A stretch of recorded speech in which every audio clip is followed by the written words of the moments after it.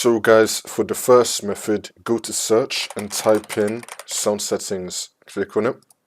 And now once you're on this, you want to scroll down and then click on more sound settings. And now once we're here, you want to go to the recording tab. You want to make a right click and then make sure you have show disabled devices ticked.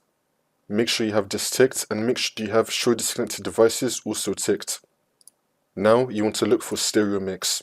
If you have it, then just right click on it and then enable it and then click on OK. See if that works. For the second method, go to search and type in settings. Click on it. And now once we're here, on the left hand side, you want to click on privacy and security. And now you want to scroll down till we find microphone. You want to click on that. Make sure that you have microphone access turned on and make sure that you have labs access to your microphone also turned on. Once you do all of this, see if stereo mix appears. For the next method, go to search and type in services. Click on it. Once you're on this, you want to scroll down till we find Windows Audio. Here it is. Double click on it. Make sure that you have the startup type on automatic and then click on start, which will then make the service status running, and then click on OK.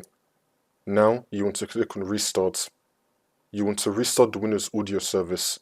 See if that works. For the last method, go to the link which will be in the description to download the Realtek audio driver. Now once we're here, scroll down. Choose the second one, 64-bit executable file.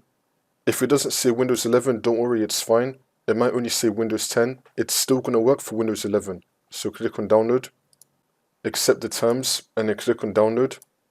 You're going to get a captcha, select I'm not a robot. It will then start the download for you. Once this is done, you want to install this. After you install it, just restart your computer.